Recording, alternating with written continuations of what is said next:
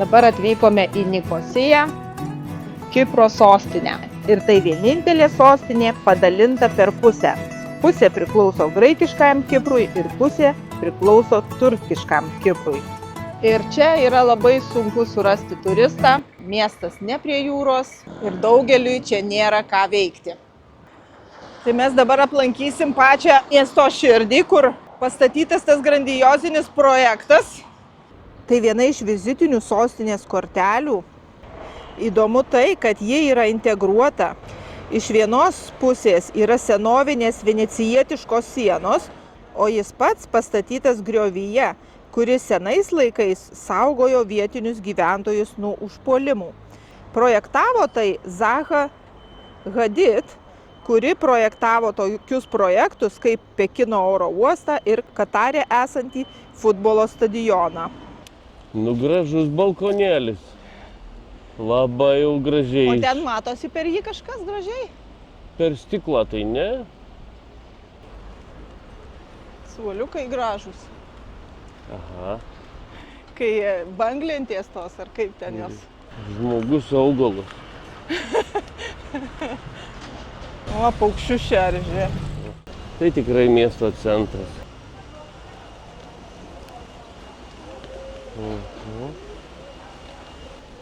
Nikosija. Padalintas miestas. Nedaug tokių miestų pasaulyje, gal vienintelis likęs. Kažkada buvo Berlynas padalintas šaltojo karo metais, kai buvo padalinta rytų ir vakarų Vokietijos. Nikosija tokio pat likimo. Mes vaikščiojam po graikų pusę ir keliausime į turkų pusę. Dabar einame Ledro gatve. Jinai ypatinga yra tuo, kad kažkada šita gatvė tęsiasi per visą miestą ir dabar jinai tęsiasi, bet viduryje jos yra patikros punktas. Ir jinai toliau yra uždaryta. Per ją galima tik tai su pasu pereiti į turkų pusę. Mums turistams tai yra Atrakcija, o jiems skaudi realybė. Nuo senų laikų čia gyveno ir turkai, ir graikai. Jie maišydavosi ir ypač maišėsi šitoj teritorijoje. Aišku, maišėsi daug kur per visą Kiprą, bet kai 1960 metais anglai paliko Kiprą, tai jie kaip ir bandė draugiškai čia gyventi, bet vis tiek kipriečiai graikai, radikalistai, bandė atsikovoti visą teritoriją, kad tai jiem priklausytų. Ir netikėtai tada Turkija įvedė savo kariuomenę į savo pusę, dėl to, kad čia ir turkų daug labai gyveno. Ir įvyko susirėmimas, kuris yra labai skaudus ir mes važiuosim į tą vietą, kuriame mieste tai atsiliepė labiausia. Tai vyko 1974 metais, tais metais, kai aš gimiau. Tai buvo žiaurus dalykas, žuvo daug ir turkų kipriečių, ir graikų kipriečių. Nuo tada Kipras yra padalintas į dvi dalis ir per vidurį yra buferinė zona. Turkai kipriečiai perėjo į vieną teritoriją, o graikai kipriečiai perėjo pas savus, netgi palikdami savo turtą, namus, viską. Tai va, dabar jie gyvena draugiškai, yra pastatytas punktas praeiti į vieną ar į kitą pusę, labai lengvas praėjimas, tik pasą reikia parodyti, nieko daugiau. Bet jiem tai yra vis tiek skaudus prisiminimai, nes žuvo ir daug artimųjų, ir turtas paliktas. Geležinės grotos, tai patikros punktas. Už jos jau Turkija. Žmonės gyvena toliau, jie nebijo viso to. Štai gidė eina pasienio zoną ir ieško... Ko nepametė. Ieško, ko nepametė, sako. Kažkokių tai ypatingų karo žymių. Čia jau kareiviai sėdi postas. Štai kareiviai ateina iš priekio su automatais. Kodėl gidė pasuko link sienos? Nerimsta. Ji nerimsta. Ieško problemų.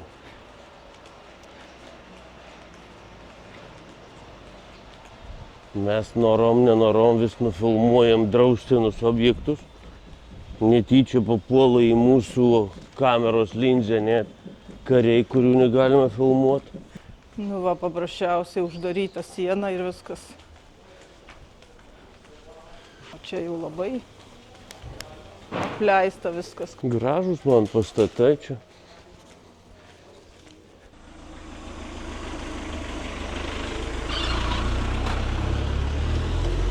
Va taip atskirta. Paprasčiausiai. Aha. Sudėliotos barikados ir viskas. Ir daug kur sėdi va žmonės. O čia šiti pastatai jau iš viso yra buferiniai zonoj. Jau buferinė zona? Nu taip, čia tvora, matai, o tai jau teritorija niekieno. Tai čia kažkas vyksta va. Klasikinis postas, kur galima filmuoti, neparodyta. Čia Banksis jau. Bet ne, Eiba kažkoks. Bet automatas atsuktas į save. Jei šausis, savo pakenksi. Atbėga mus stabdyti. O dar viena Banksio mergaitė lygina spygliuotą vielą ir daro iš jo širdeles.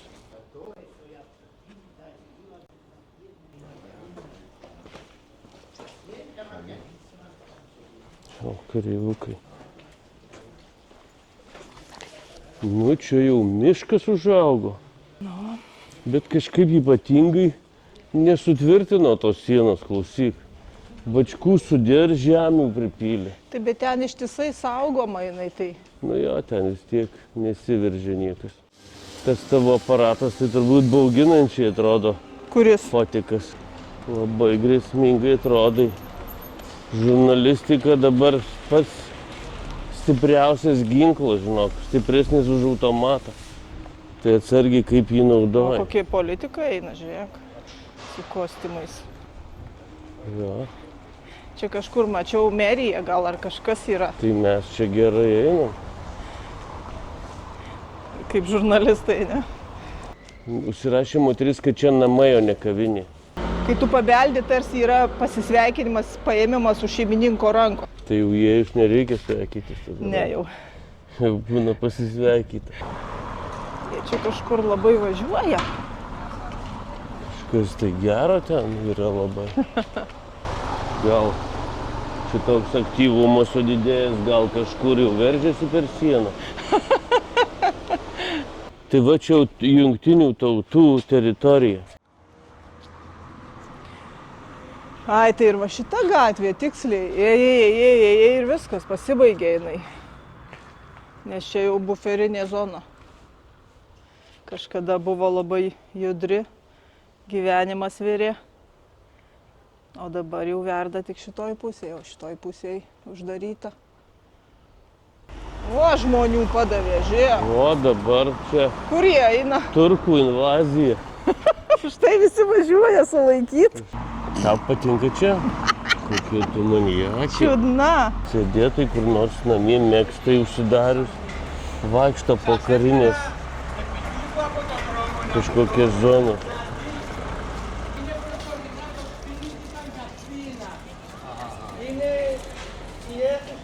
Čia sostinė jau buvo Bizantijos periodo laikotarpiu ir ji buvo viduryje salos. Miestas neturi prieimo prie jūros, bet tai ir darė jį mažiau pasiekiamų nuo arabų, saricėnų ir piratų. Žmonės Kiprė jau gyveno bronzos amžiuje, dar prieš pastatant Egipto piramidės. Kiprą valdė asirai, egiptiečiai, persai, graikai, turkai, anglai ir kiekvienas paliko savo pėdsakus. Prancūzai suteikė sostinės statusą. Bizantiečiai pastatė didžiulės apsauginės sienas aplink miestą, kad apsaugoti nuo osmanų. Bet 16 amžiuje Osmanai užėmė miestą vis tiek. XIX amžiuje Britai paėmė salą į savo rankas, o 1974 metais netikėtai prasidėjo turkų įsiveržimas į miestą ir pasidalijo į šiaurės ir pietų. Buferinė zona tai nėra siena, tai linija vadinama ugnies nutraukimas. Šita dalis kontroliuojama jungtinių tautų ir tęsiasi 186 km. Tai užima 2,5% visos šalies. Tai niekieno žemė.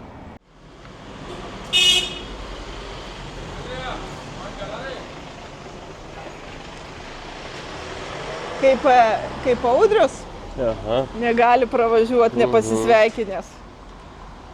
Man atrodo, mes praeisim visus tuos 180 km. Man irgi atrodo. Žmonių tuščia. Nu, įdomiai, mums patinka apleisti pastatai, viešbučiai. O čia vos nevaikštai po apleistą miestą. Na, aišku, būsim dar labiau apleistam, bet ten jau mažas. Va tos mašinos, žiūrėk, kur nulikę nuo tų laikų. Tai va 74 kokiom mašinom važinėjo. Ir va buferinė zona labai atvira. Žiūrėk, tik tai vielyte. O čia spotas geras. Eik tu savo. Bet durys kokio gražumo, jos yra aukštos, visos tokios. Jo, senovė. Sostinė, klausyk čia. Einam sostinės senamiesčio. Va. Va, 922 darytas šitas. Tai kaip ir nėra labai seniai. Žmonės atsidarė, duris gyvena.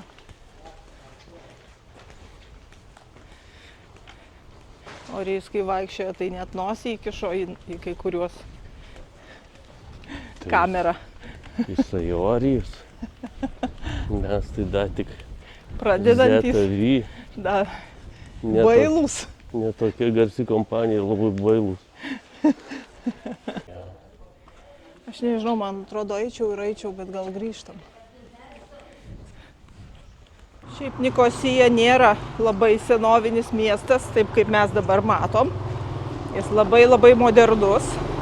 Aišku, mes vaikštom dabar tokioje vietoje, nes mums įdomu visą tai, kas vyko senais laikais. Bet iš tikrųjų tai Nikosijoje yra įrengta išmanioji sistema, kur apšvietimas padarytas, kad taupytų elektros energiją. Šviesoforai padaryti taip, kad jie mato mašinų susikaupimus tam tikrose vietose ir pareguliuoja šviesoforus pagal tai. Autobusų stotelėse įrengti šviečiantys ekranai, kur tu gali susižinoti autobusų grafikus ir taip toliau, daug visokių dalykų. Ir labai yra daug modernių pastatų pristatyta.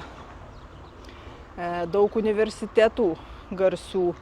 Netgi Nikosijoje universitete yra vienas fakultetas, kuris yra skirtas kriptovaliutoms. Labai jau graži bažnyčia, ką tu? Atrodo, kad vakar statyta.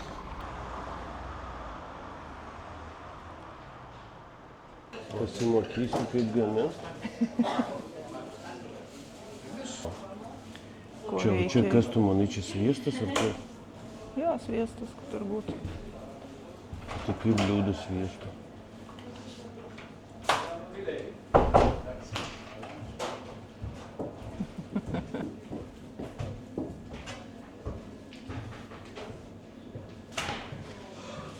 Kaip jautiesi sėdėdamas dabar prie pat barikadų? Sunku jau įsijausti į tą jausmą, kai mirties kvapas čia pat, tu slapstaisi, žinai, kad priešas čia pat už kampo su užtaisytu automatu ir tuoj gali baigtis tavo gyvybė. Šitą man sunku čia suvokti, dabar ramybė. Žmonės atsipalaidavę, geria kavą. Tas buvo karas prieš 50 metų. Bet įdomu tai, kad visa atributika išlikus, tie maišai, bačkos ir konfliktas iki galo nėra išspręstas. Kokie vaisiai augant medžių. Figos. Ar ne? Ne. Ne, tie Ai, pakabinti. vanduo sukabintas, o tai kam čia? Ai, jį formuoja tą medį. Šakas lanksto. Kitoj pusėje buganvilėja, gražuolė. Oi, šešbutas. Pamačiau butelį ant šakos, o, reikia dar atsigerti. Hello. Hey, welcome. You doing latte? I do. Okay. Latte for me. For me espresso. Tai tu špinatinį valgysi, ne? O aš valgysiu bandelę su feta cheese. Bon appetit, sakė. Tai gyvenimas verda ir tokiose teritorijose. Žmonės įsikūrė savo kavinės, kur viena siena jau buferinės zonos, o pati kavinė irgi jau, kur gamina maistą, jau irgi skertasi su ta zona. Bet gali sėdėti savo, gert kavą ir valgyti bandeles. Mojuoji.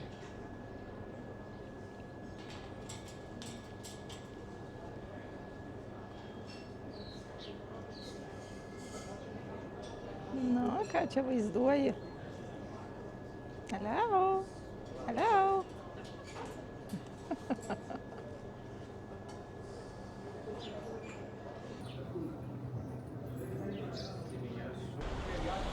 Prašom gerbiamų žiūrovus atkreipti dėmesį į graikiško dangaus spalvą. Nei vieno debesėlio. Tai Nikosijos, ne centre, biški krašte, bet netgi yra ir miškas, toks visai laukinis miškas. Ta miške yra eukalipto medžių. Ten buvo pelkės ir prisodino tų eukalipto medžių, nes jie labai geria drėgmę, jau tą pelkę nusausino. Dabar net yra uždrausta, tu turi prašyti leidimo, jeigu nori pasisodinti eukaliptą, nes čia ir taip upių nėra. Važiuojant per salą, susidaro įvaizdis, kad tu važiuoji per didelę šalį, nes yra ir lygumos, ir kalnai. Ir tu toks galvoji, tai kur mes čia esam, kokie čia plotai, kokio čia dydžio ta sala, kokia čia ta teritorija. Ir man nesidomėjus, taip atrodė, bus ta sala, kai Lietuva tokio dydžio. Pasidomėjau, tai Lietuva yra 7 kartus didesnė už Kiprą. Už visą Kiprą, įskaitant ir Turkijos dalį. Tada galvoju, labai didelis skirtumas. Tada į ką labiausiai panašu. Ir labiausiai panašu pagal plotį į Suvalkiją. Nes Suvalkija yra mažiausia dalis. Mes turim Žemaitijoje 21 000 kvadratinių kilometrų, Aukštaitijoje 25 000, Dzūkija 15 000, o Suvalkija 10 000. Tai Kipras yra dar mažesnis už Suvalkiją, jis 9250 kvadratinių kilometrų. Visas Kipras. Gyventojų jis tik pusė mažiau gyventojų negu Lietuvoje. Tai apgyvendinamas daug tankesnis negu Lietuvoje. Jeigu vienam kvadratiniui kilometrui Lietuvoje gyvena 40 gyventojų, tai Kiprė gyvena 140 gyventojų vienam kvadratiniam kilometrui. Taigi privažiuoja muitinę, pasienio ruožą, įvažiuojam kitą šalį, kalnų masyvas už miesto, mečetė dešiniai pusėje, kairiai gyvenamas rajonas. Jei pastebi, ant namų yra bačkos vandens. Mes prausėmės irgi iš tokios bačkos. Kiekvienas butas turi savo vandens bačką. Tai va, kirtimas labai paprastas, labai nesunkus, nedaug ir mašinų buvo labai. Patikrino tik pasus, paklausė, ar pirmą kartą važiuojam. Reikėjo nusipirkti draudimą, kuris kainuoja mašinai draudimą, kuris kainuoja 20 eurų 3 parom. Tai dar reiks mum ir pagalvot, gal likt. Jau dabar draudimą turim. Bet Tu ką, tu žiūrėk, kelias čia geresnis nei vienoj Man pusėje. čia labiau patinka. Tai iki Salamino uosto valanda kelio. Kairiai pusėje didžiulė vėliava, kuri naktį šviečia ir tarsi sako visai Nikosijai, kad čia Turkija. Man vėliavas atvažiuoja.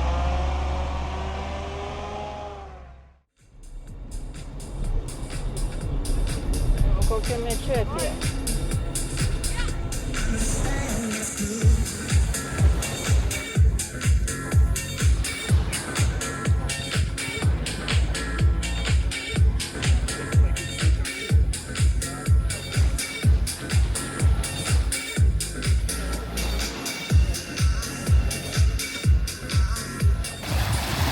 Kągi pasimaudėm.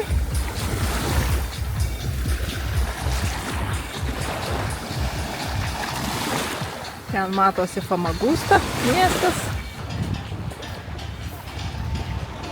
Manai, kur maudysi. Aha.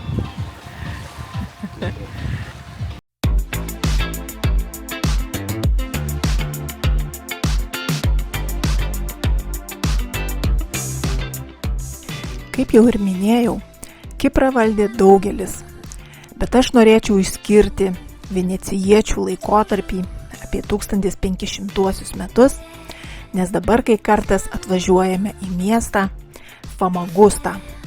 Ir šitos sienos, gynybinės sienos buvo būtent pastatytos šituo metu, jos buvo 3,5 km ilgio su bastionais ir plačiu grioviu. Ir jos išliko iki šių dienų. Venecija, žinodama Osmanų grėsmę, investavo milžiniškus resursus į Famagustos fortifikaciją. Ir šitos sienos stovi iki šiol. Osmanai apgulę Famagustą laikė beveik 11 mėnesių. Miestą gynė 7000 karių. Osmanų kariuomenės buvo 200 000. Buvo naudojami patrankų apšaudymai, tunelių kasimas, blokada. Gynėjai rodė didžiulį pasipriešinimą, todėl Famagustos apgultis tapo viena ilgiausių ir sunkiausių Osmanų kompanijos metu. Tačiau miestui išsekus venecijiečiai pasidavė. Osmanai pavertė Famagustą kariniu administraciniu centru. Didelė dalis gyventojų buvo išžudyta arba ištremta. Čia apsigyveno turkai, o graikai ortodoksai turėjo gyventi kaip antrarūšiai piliečiai, mokantis mokesčius, bet dauguma iš jų galėjo gyventi tik už šitų gynybinių sienų. Ir jų daugiausia ir gyveno Varošos mieste, kurį mes vėliau ir aplankysime, nes po karinio konflikto, apie kurį ir pasakojau Nikosijoje, šitas miestas liko visiškai negyvenamas. Ir taip yra iki dabar.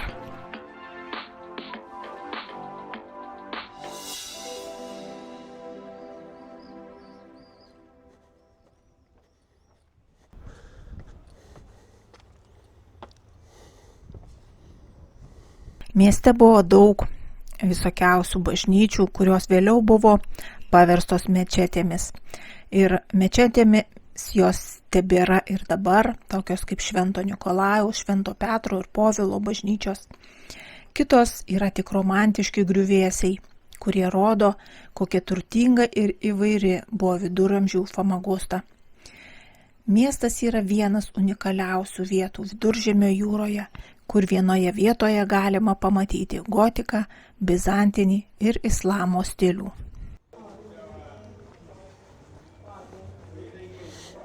Angliški pavadinimai jau čia likę dar nuo tų laikų. Nu, įdomus miestas, klausyk. Šitas ir tas jame, nu čia. Wow.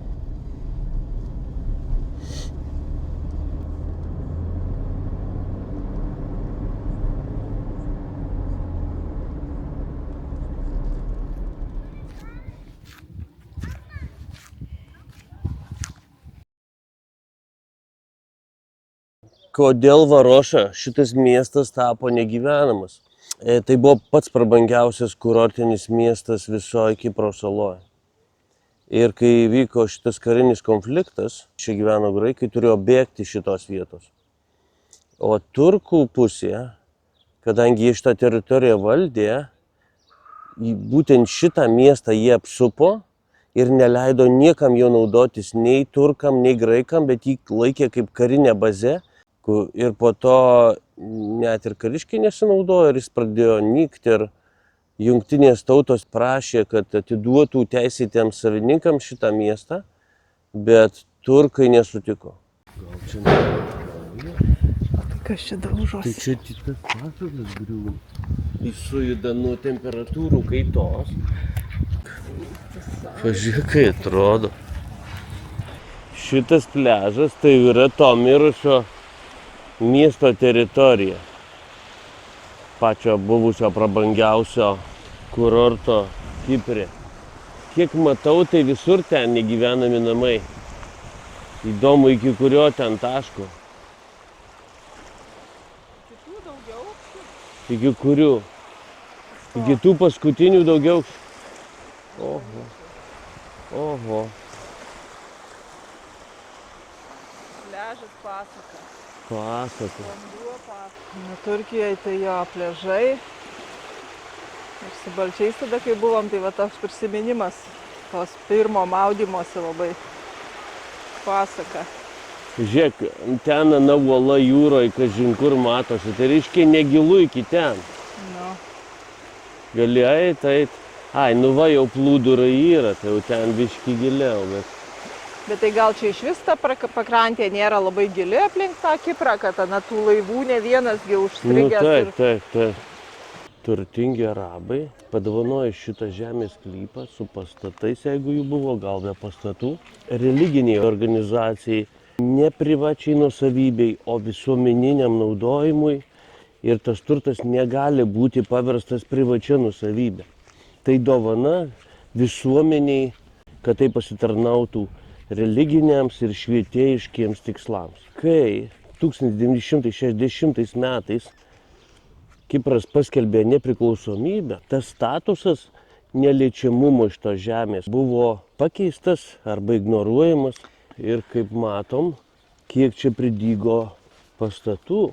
Ir kai dabar šitą teritoriją valdo turkai, jie laikosi to įstatymo ir jie nei graikam neleidžia naudoti, nei patys naudoja. Tai atsako į klausimą, kodėl tai niekieno dabar nenaudojama. Štai norėtume jums papasakoti vieną iš asmeninių istorijų su šituo miestu susijusiu.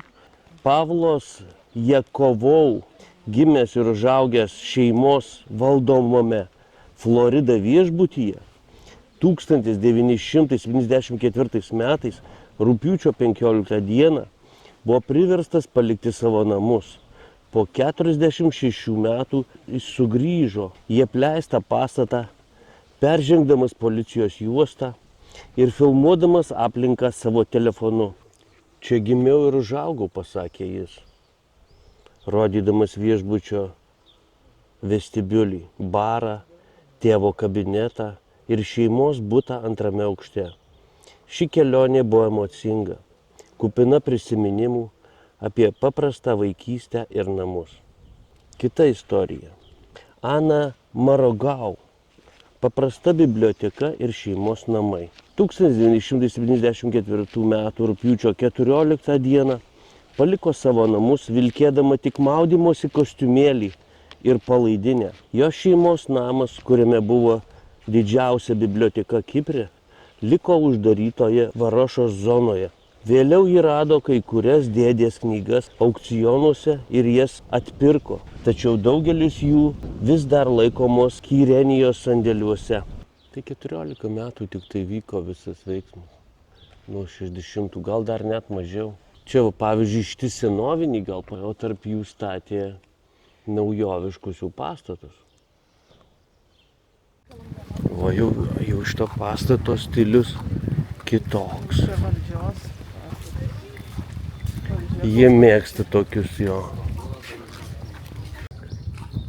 Va ir čia veikiantis netgi. Kažkada vaikystėje skaičiau knygą Trifidų dienos. Fantastinė knyga apie žmoniją, kurią ištinka katastrofa. Žemė skrenda pro planetas, kurios sproginėja, šviečia, gražiai atrodo kaip fejerverkai, bet visi žmonės apanka tai pamatę. Ir visa žmonija, būdama akla, vaikšto gatvėje akli, žūsta, miršta. Veiksmas vyksta Niujorke, gatvėse auga žolės, civilizacija žlugo, žmonių neliko, vieni kitus apiplėšinėja, apgraibom eina, daužo vitrinų stiklus. Skaitydamas knygą galėjau įsivaizduoti civilizaciją tapusią džiunglėmis, apžėlusią, išdaužytais stiklais, negyvenama. Ir štai čia panašus vaizdas.